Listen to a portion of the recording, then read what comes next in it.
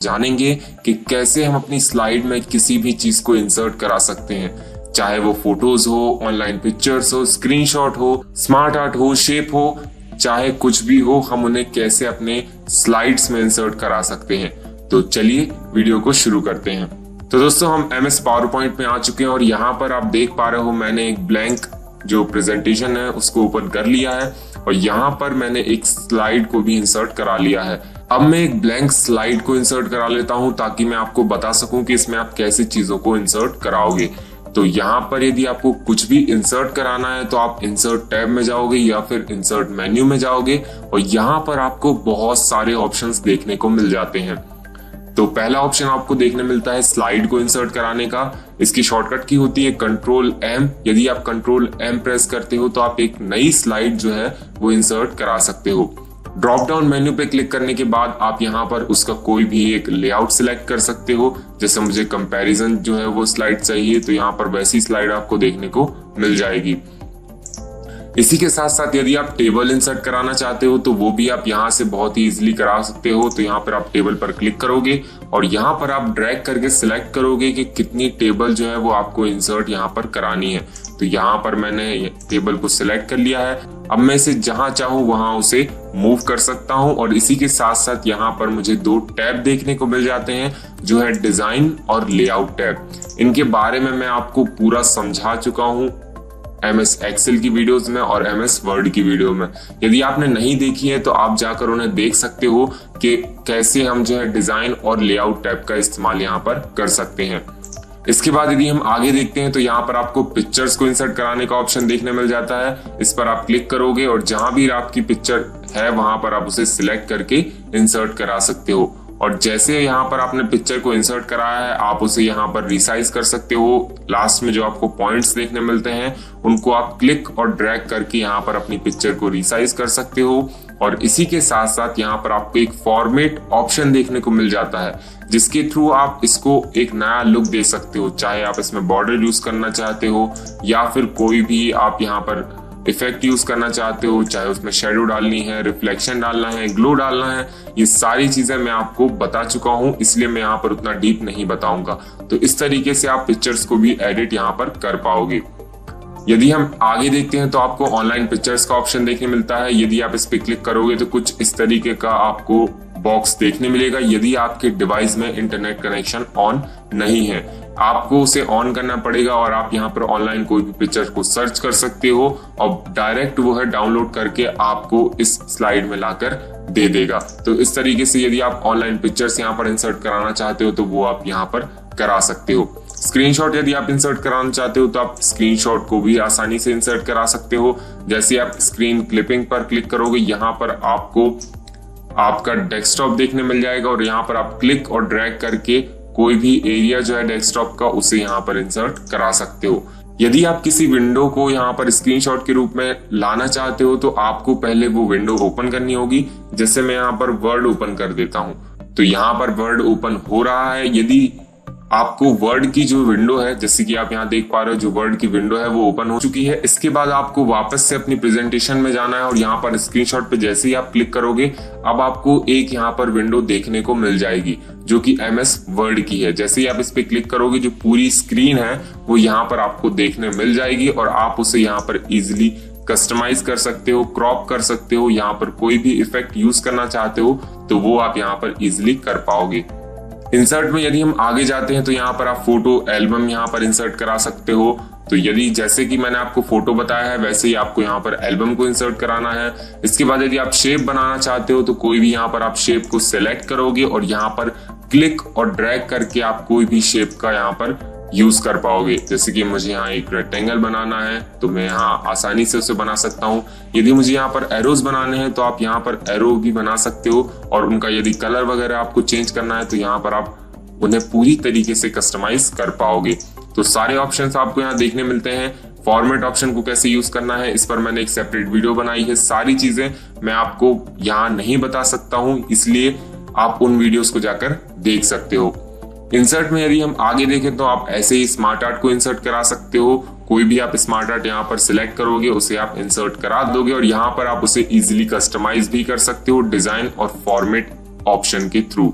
और यहाँ पर उनका कलर यदि आपको चेंज करना है तो आप कलर चेंज कर सकते हो, कोई भी टेक्स्ट लिख सकते हो। तो यहाँ पर आप कोई भी टेक्स्ट अपना जो भी आप अपनी प्रेजेंटेशन के हिसाब से टेक्स्ट लिखना चाहते हो वो आप यहाँ पर इजीली लिख पाओगे। इंसर्ट में यदि हम आगे बढ़ते हैं तो हमें चार्ट का ऑप्शन देखने मिलता है। तो इसके थ्रू हम कोई भी चार्ट्स को इंसर्ट करा सकते हैं, चाहे वो कॉलम चार्ट हो, लाइन चार्ट हो, पाई चार्ट हो, बार चार्ट हो, area, XY scatter, stock, surface, radar या फिर कॉम्बो। सारे तरीके के चार्ट्स आपको देखने मिलते हैं। जैसे हम कॉलम चार्ट पे क्लिक करके उसे इंसर्ट करा देते हैं तो यहाँ पर एक कॉलम चार्ट यहाँ पर इंसर्ट हो जाता है। यदि आप किसी कंपनी के लिए यहाँ पर प्रेजेंटेशन बनाने हो या फिर आप किसी चीज की रिसर्च कर रहे थे और उसका आपको आउटपुट यहाँ पर चार्ट के रूप में दिखाना है तो आपको ये बहुत ही अच्छा तरीका है यदि आप प्रेजेंटेशन में चार्ट्स का इस्तेमाल करते हो तो इस तरीके से आप चार्ट को इंसर्ट करा पाओगे और उन्हें इजीली कस्टमाइज आप कर सकते हो। यहाँ पर आपको ऑप्शंस उनके भी देखने मिल जाते हैं। इंसर्ट में आपको hyperlinks, comment, text box, header and footer, word art, time and date, slide number, object, ये सारे ऑप्शन आपको देखने मिलते हैं। ये सभी चीजें मैं आपको बता चुका हूं। और यहाँ पर जो नया ऑप्शन आपको देखने मिलता है वो है वीडियो और ऑडियो का। वो इसलिए आपको देखने मिलता है क्योंकि अभी तक हमने वर्ड और एक्सेल पर काम किया है जो कि ज्यादातर प्रिंटिंग से रिलेटेड काम करते थे और हम वीडियो और ऑडियो को प्रिंट में नहीं दिखा सकते, इसलिए वहां पर ये ऑप्शंस नहीं होते थे। लेकिन प्रेजेंटेशन जो है वो हम प्रेजेंट करते हैं किसी भी डिजिटल फॉर्म में, तो यहाँ पर आप वीडियोस और ऑडियोस को भी इंसर्ट करा पाओगे, चाहे वो ऑनलाइन हो या फिर आपके पीसी में हो। तो आपको इसे सिलेक्ट करना है और इसे आप जहां पर भी आपकी कोई भी वीडियोस है उसे आप सिलेक्ट करके इंसर्ट करा सकते हो। सभी तरीके के जो फॉर्मेट हैं वो MS पावर पॉइंट यहाँ पर सपोर्ट करता है, चाहे वो MP4 हो या फिर कोई अदर फॉर्मेट आप यहाँ पर यूज कर रहे हो तो वो सारी चीजें यहाँ पर इंसर्ट हो जाएंगी। दोस्तों आज की वीडियो में बस इतना ही। यहाँ पर बहुत सारी चीजें जो है वो कॉमन है MS वर्ड में, MS एक्सेल में और MS पावर पॉइंट में, इसलिए मैंने आपको MS वर्ड में और एक्सेल में उतनी डिटेल में बता दिया था ताकि हम यहाँ पावर पॉइंट में वो चीजें सीख सकें जो कि पावर पॉइंट से रिलेटेड ज्यादा हैं। तो इसलिए मैंने उन चीजों को यहाँ पर ज्यादा डीपली नहीं बताया है। तो अगली वीडियो में हम जो है डिजाइन फॉर्मेट के बारे में जानेंगे क्योंकि ये एक अलग कॉन्सेप्ट है जो कि सिर्फ पावर पॉइंट में मिलता है। वहां पर आपको एक अलग तरीके से देखने मिलता था, लेकिन यहाँ पर आप स्लाइड को कैसे कस्टमाइज करोगे तो ये जो है वो एक मेन पार्ट होता है यहाँ पर किसी भी प्रेजेंटेशन का। तो मिलते हैं हमारी अगली वीडियो में, जब तक के लिए take care and goodbye. Design tab का इस्तेमाल कर सकते हैं और साथ ही साथ डिजाइन टैब जो होता है उसके थ्रू हम कैसे अपनी स्लाइड्स को और भी अच्छे बेहतर तरीके से लोगों के सामने प्रेजेंट कर सकते हैं। तो चलिए इस वीडियो को शुरू करते हैं। तो दोस्तों हम पावर पॉइंट में आ चुके हैं और यहाँ पर मैं आपको डिजाइन टैब के बारे में बताने वाला हूँ। तो यहाँ पर मैंने ब्लैंक प्रेजेंटेशन ओपन कर ली है। अब हम डिजाइन टैब में चलते हैं और देखते हैं कि कौन कौन से ऑप्शंस जो हैं वो हमें देखने को मिलते हैं। तो यहाँ पर पहला ऑप्शन आपको देखने को मिलता है थीम्स का। तो यहाँ पर बहुत सारे जो थीम्स हैं वो प्री इंस्टॉल आपको देखने मिलते हैं। यदि आप चाहते हो तो आप कुछ और थीम्स को भी यहाँ पर इंस्टॉल कर सकते हो। यहाँ पर माइक्रोसॉफ्ट की वेबसाइट पर बहुत सारे जो थीम्स हैं वो अवेलेबल होते हैं। तो यहाँ पर हम कुछ डिफॉल्ट थीम्स में देखेंगे कि यहाँ पर हम कैसे इनको यूज कर सकते हैं। तो सबसे पहले तो हम किसी एक थीम पर क्लिक कर देते हैं। आप देख पा रहे हो जैसे ही मैंने थीम पर क्लिक किया है यहाँ पर जो बैकग्राउंड है वो चेंज हो चुका है, कलर्स भी यहाँ पर चेंज हो गए हैं और हमारे जो टेक्स्ट का कलर है वो भी चेंज हो चुका है। इस तरीके से जो है वो थीम किसी भी स्लाइड में अप्लाई हो जाता है। अब यदि मैं एक और स्लाइड यहाँ पर इंसर्ट करता हूँ तो आप देखिए क्या होता है। यहाँ पर मैंने एक स्लाइड और इंसर्ट कर दी है तो ये जो थीम है वो उस स्लाइड पर भी यहाँ पर इंसर्ट हो गया है और कुछ अलग तरीके से यहाँ पर इंसर्ट हुआ है। तो हर एक स्लाइड के लिए यहाँ पर अलग अलग तरीके से जो थीम्स हैं वो अप्लाई होते हैं।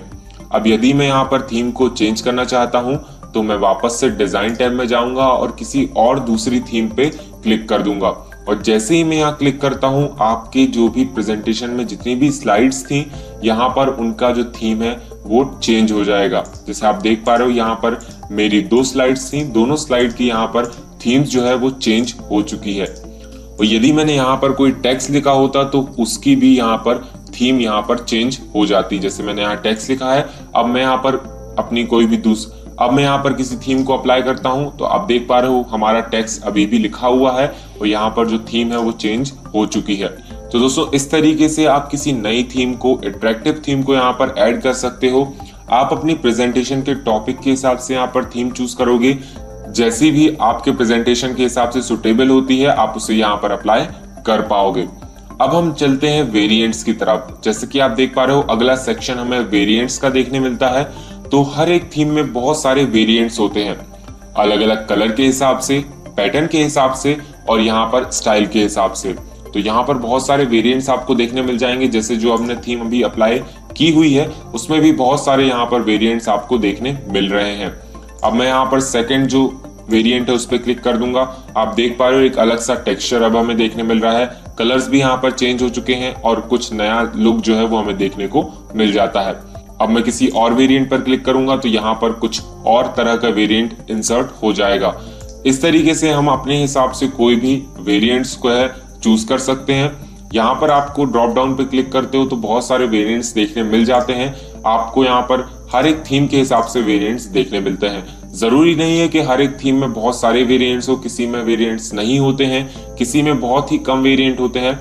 लेकिन यहाँ पर जैसी जैसी थीम्स आपको यहाँ देखने मिलेंगी हर एक में आपको कुछ ना कुछ वेरिएंट्स यहाँ पर देखने मिलेगा।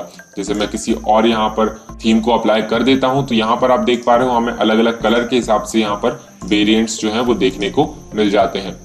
इसके बाद यदि आप यहाँ ड्रॉप डाउन पे क्लिक करते हो तो यहाँ पर आपको कुछ और ऑप्शंस जो है वो देखने को मिल जाते हैं, जैसे कलर्स, फॉन्ट, इफेक्ट और यहाँ पर बैकग्राउंड स्टाइल का ऑप्शन आपको देखने मिलता है।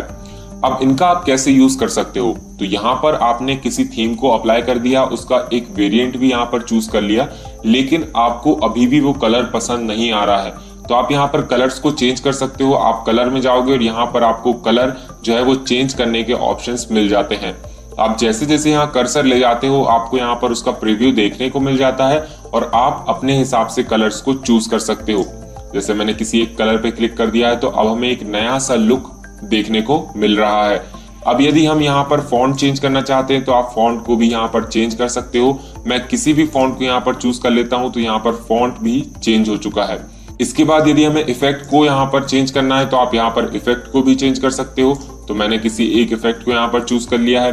अब यहाँ पर हमें ऑप्शन देखने मिलता है बैकग्राउंड स्टाइल का, तो यहाँ पर आप बैकग्राउंड स्टाइल को भी चेंज कर सकते हो। जैसे आप अभी देख पा रहे हो बैकग्राउंड जो है वो कुछ अलग तरीके का आपको देखने मिल रहा है सारे यहाँ पर स्लाइड्स में। अब यदि मैं यहाँ पर बैकग्राउंड स्टाइल को चेंज कर देता हूँ, किसी एक कलर को यहाँ पर चूज कर लेता हूँ, जैसे मैंने यहाँ पर ब्लैक चूज कर लिया है, तो अब जो है जो बैकग्राउंड हमारा व्हाइट था वो यहाँ पर ब्लैक हो चुका है और हमारी जो स्टाइल्स थी वो यहाँ पर अभी भी विजिबल हैं।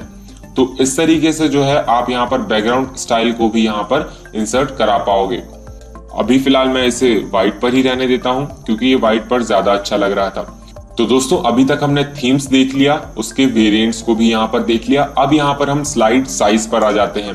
तो यहाँ पर आप स्लाइड की साइज को चेंज कर सकते हो। तो यहाँ पर दो तरह की आपको स्लाइड्स की साइज देखने मिलती हैं। एक तो है आपको 16:9 जो कि आपकी जो पीसी, कंप्यूटर्स, टीवी है वो यहाँ पर 16:9 यहाँ पर सपोर्ट करते हैं, और दूसरा है आपका 4:3। तो ये जो है ये आपके मोबाइल फोन्स के लिए है। यदि आप मोबाइल फोन्स पर यहाँ पर जो स्लाइड्स है वो दिखाना चाहते हो तो आप इस स्टैंडर्ड को यहाँ पर चूज कर लोगे। यदि आप कस्टम पे जाते हो तो यहाँ पर आप खुद अपना एक साइज यहाँ पर डिफाइन कर पाओगे जिसे आप अपनी स्लाइड्स पर अप्लाई कर पाओगे। इसके बाद हम चलते हैं फॉर्मेट बैकग्राउंड की तरफ। तो जैसे ही हम फॉर्मेट बैकग्राउंड पर यहाँ पर क्लिक करते हैं तो यहाँ पर आपको कुछ ऑप्शंस देखने को मिल जाते हैं। तो पहला ऑप्शन है यहाँ पर सॉलिड फिल का। जैसे ही हम इस पे क्लिक करते हैं यहाँ पर आप उस कलर को चूज कर सकते हो जिसे आप बैकग्राउंड में यहाँ पर फिल कराना चाहते हो। जैसे कि मैंने यहाँ पर एक ग्रे कलर को चूज कर लिया है तो यहाँ पर वो बैकग्राउंड में फिल हो चुका है। और आपको ये याद रखना है फॉर्मेट बैकग्राउंड सिर्फ उसी स्लाइड पर यहाँ पर काम करता है जिसे आपने यहाँ पर सिलेक्ट किया हुआ हो। यदि वो स्लाइड यहाँ पर सिलेक्टेड नहीं है तो ये जो फॉर्मेट बैकग्राउंड का ऑप्शन है वो उसमें काम नहीं करेगा। तो यहाँ पर हमने सॉलिड यूज कर लिया। अब हम ग्रेडियंट देखते हैं तो यहाँ पर आप ग्रेडियंट को है फिल कर सकते हो। आप किसी भी यहाँ पर कलर को चूज कर पाओगे जिसका आप ग्रेडियंट बनाना चाहते हो। जैसे मैंने यहाँ पर कुछ कलर्स को यहाँ पर चूज कर लेता हूँ। तो यहाँ पर मैंने कुछ कलर्स चूज कर लिए और आप देख पा रहे हो उनका यहाँ पर ग्रेडियंट तैयार हो चुका है। इसके बाद यदि हम पिक्चर्स को यहाँ पर इंसर्ट कराना चाहते हैं तो हम पिक्चर्स को भी इंसर्ट करा सकते हैं। और यहाँ पर कुछ टेक्सचर्स भी देखने मिलते हैं जो कि यहाँ पर पहले से ही डिफाइन है, तो आप उन्हें सेलेक्ट कर सकते हो और वो यहाँ पर अप्लाई हो जाएंगे। इसके बाद यदि आप पैटर्न यहाँ पर यूज करना चाहते हो तो बहुत सारे यहाँ पर आपको पैटर्न देखने मिल जाते हैं, तो आप किसी भी पैटर्न को यहाँ पर इंसर्ट करा सकते हो। यदि आप यहाँ पर हाइड बैकग्राउंड ग्राफिक्स पे क्लिक कर दोगे तो आप देख पा रहे हो जो एक्स्ट्रा ग्राफिक्स हैं जो भी हमारी स्लाइड में यहाँ पर इंसर्ट किए जाते हैं वो यहाँ पर अपने आप हाइड हो जाएंगे। यदि आप हाइड करना चाहते हो तो आप उन्हें हाइड कर सकते हो। यदि आपने यहाँ पर पूरी सेटिंग अप्लाई कर दी है तो आप इसे यहाँ से क्लोज कर सकते हो और आप अपनी स्लाइड का प्रीव्यू देख सकते हो कि जो आपने यहाँ पर एडिटिंग की है वो आपको यहाँ पर देखने को मिल जाएगी।